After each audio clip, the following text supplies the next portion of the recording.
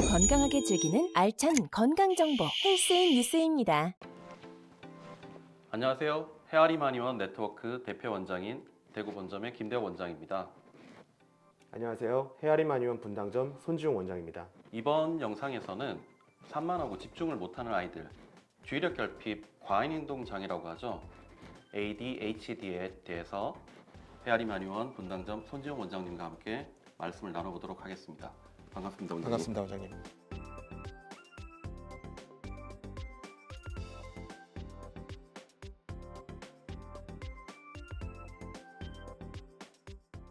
말을 안 듣고 참을성이 없으면 ADHD라고 할 수 있을까요? 아니면 집중을 못하거나 감정을 조절하지 못한다고 해서 ADHD라고 할 수 있을까요? ADHD는 단순 산만함이 아닌데요. 주의력 결핍, 과잉행동 장애의 진짜 정체에 대해서 말씀 부탁드리겠습니다. ADHD는 Attention Deficit Hyperactivity Disorder의 약자로 주의력 결핍과 과잉행동 및 충동성을 특징으로 하는 신경 발달 장애를 의미합니다. ADHD 증상은 크게 세 가지로 주의력 결핍, 과잉행동, 충동성으로 구분합니다. 주의력 결핍으로 다른 사람의 말을 집중해서 듣지 못하고 과업이나 활동을 체계화하지 못하거나 시작하거나 끝내는데 어려움을 겪기도 하고요. 외부 자극에 쉽게 산만해지는 모습을 보이기도 합니다. 과잉행동으로 얌전히 있는 것을 어려워해서 차분히 있어야 되는 교실 수업이나 극장 공연 같은 거 이런 장소에서 막 돌아다니기도 하고요. 몸을 쉬지 않고 움직이는 그런 모습을 보이기도 하고요. 또 위험한 행동으로 관찰되기도 합니다. 충동성은 성급한 모습으로 관찰이 되는데요. 여러 사람이 같이 하는 그런 활동에서 자기 차례를 기다리지 못한다거나 다른 사람의 이 말이 끝나기도 전에 그걸 끊고 참견한다던가 자기 할 말만 한다던가 이런 식으로 나타나기도 해요. 이런 모든 증상들이 다 관찰된 경우에는 복합형 ADHD로 분류를 하고 주의력 결핍 우세형이라든가 과잉행동 충동성 우세형 ADHD로 구분하기도 합니다. 이러한 증상들을 보이면서 감정 조절이나 규칙 준수에 어려움이 있고 가족이나 교우 관계에서의 갈등, 학업 성취도의 저하, 그로 인해 인격 형성 과정에서의 자존감 하락, 반항 심리 형성 등으로 진행될 수 있기 때문에 초기에 치료를 시작해야 되는 질환입니다.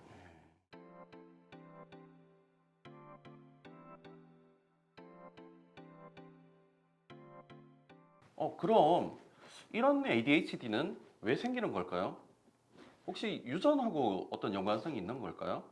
아니면 자라면서 두뇌 발달과 연관성이 있는 걸까요?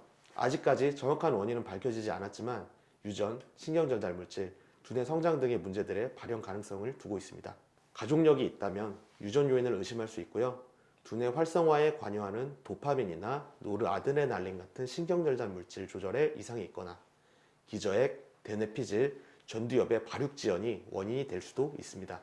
실제로 ADHD 아동들의 두뇌를 검사했을 때 신체 활동과 근육 움직임을 통제하는 기저핵의 크기가 보통의 아이들보다 상대적으로 작았고요. 대뇌피질 역시 3년가량 성숙이 지연되어 있다고 보고되고 있습니다. ADHD 아동들 중에 성인이 되면서 자연스럽게 증상이 개선되는 경우가 있는데요. 이런 경우 상대적으로 작았던 기저핵의 크기와 대뇌피질의 두께가 뒤늦게 정상 수준으로 발달된 것을 확인할 수 있었고, 이러한 결과는 두뇌 발달이 ADHD의 병리와 밀접한 관련이 있음을 보여주고 있습니다. 또 전두엽은 자극에 대한 이성적인 판단과 정보 처리, 행동을 결정하는 역할을 하는데요. 이 역시 ADHD 아동들의 경우 기준보다 활동성이 떨어지는 소견이 관찰되고, 이로 인해 이성적인 상황 판단과 행동 결정보다는 그때그때 들어오는 자극에 대해 충동적인 행동 위주로 반응하게 되고요. 한 가지 활동에 오랫동안 집중하는 것을 어려워하는 모습을 보이기도 합니다.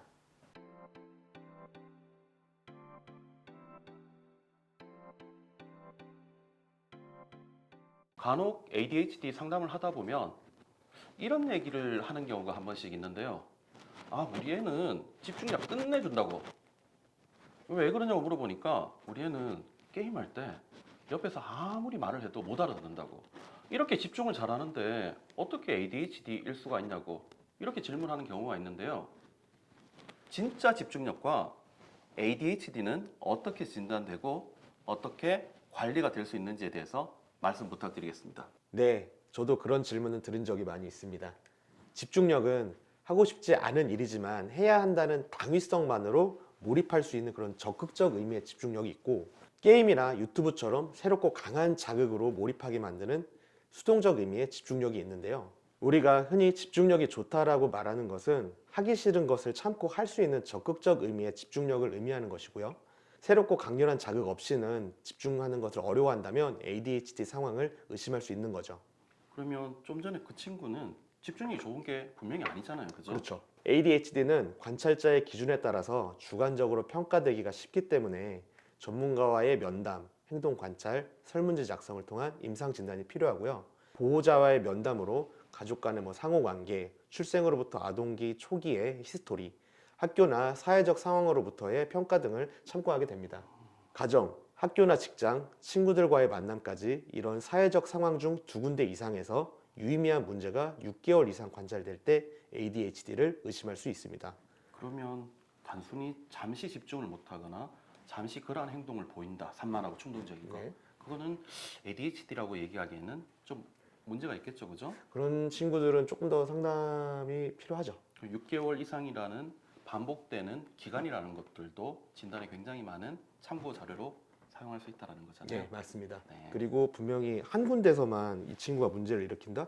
그럼 그 단체랑의 어떤 트러블이 있었을 가능성이 있다는 거죠. 그래서 2군데 이상에서 비슷한 문제가 같이 관찰이 돼야 되는 거예요.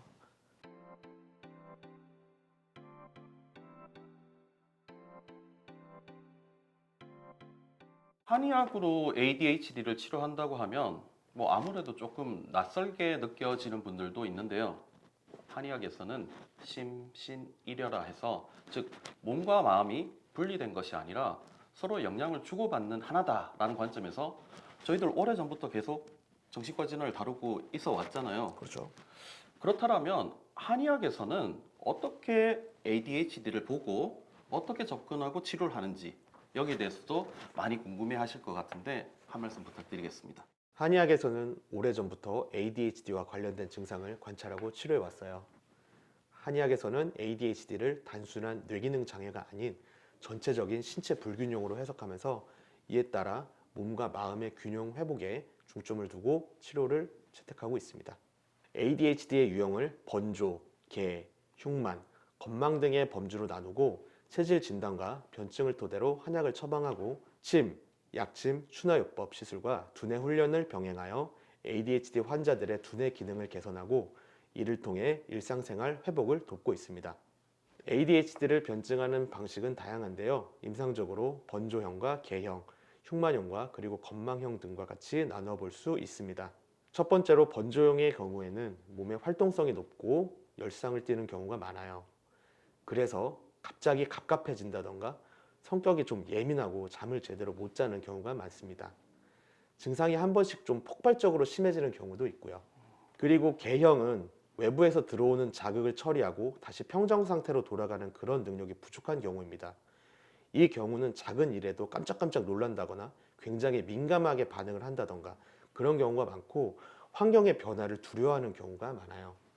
그러다 보니까 늘 불안하고 가슴 두근거리고 잠 잘 못 자고 꿈도 많이 꾸는 이런 양상이 많습니다. 그런데 이런 경우를 어머님들은 ADHD라는 생각을 잘 하지 못하더라고요.